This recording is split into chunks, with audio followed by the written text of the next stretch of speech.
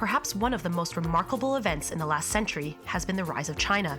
A country with 1.4 billion people and an almost unlimited supply of natural resources was bound to become a global superpower.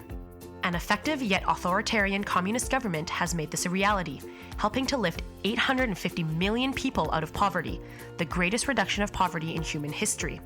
Many actions and policies have led to a modern China, including laws and policies which help to foster industry growth, such as strong, accountable institutional systems, the introduction of a proto-free market, and the building of major infrastructure projects. Moving from a developing to a developed nation embodies many changes.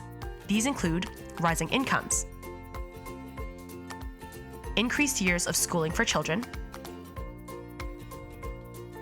longer life expectancy, and increased levels of equality. Such a rapid transition of taking 850 million out of poverty also calls for an increase in energy consumption. Between 1981 and 2017, as China lifted the majority of its citizens out of poverty, it increased its energy use sevenfold. The most striking part of this growth has been the country's consumption of coal, which today accounts for almost 2/3 of its total energy consumption. China's development has come with consequences. Rising air pollution from the burning of coal has been an impetus for China to focus on low-emission energy sources, including nuclear, hydroelectricity, natural gas, and renewables. The country is currently building 13 nuclear reactors, the most of any country on Earth. It's also home to 9 of the world's 20 largest hydroelectric dams, including the colossal Three Gorges Dam on the Yangtze River, the largest hydroelectric dam in history.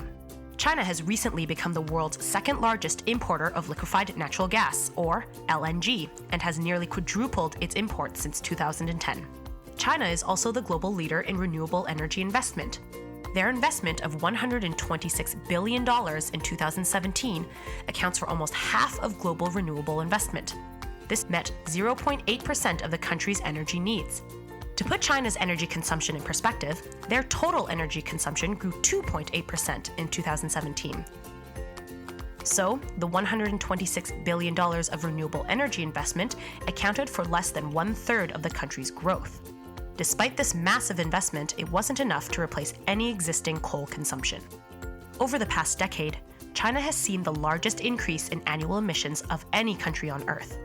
Its government may look to the United States, who has seen the largest decrease over the same period. The United States has had 2 significant developments in energy, which have contributed to this reduction. First, the country is a leader in renewable energy investment, accounting for 14% of global investment, the highest spending per person of any developed country. Second, the development of hydraulic fracturing, or fracking, has unlocked its vast shale gas reserves to replace almost 40% of its coal consumption, a technology Chinese energy companies are keen to implement. The good news is that China's emissions growth has stalled since 2013 as a result of heavy investment into alternative energy sources. These changes over the past few decades have been remarkable. The greatest reduction of poverty the world has ever seen has come at the cost of emissions. Its transformation has required almost unimaginable quantities of energy. China's pace of growth has peaked and will likely slow down somewhat in the future. As its growth slows, will it continue to need all forms of energy to fuel its growing middle and upper class, or will its economy transition away from its reliance on fossil fuels?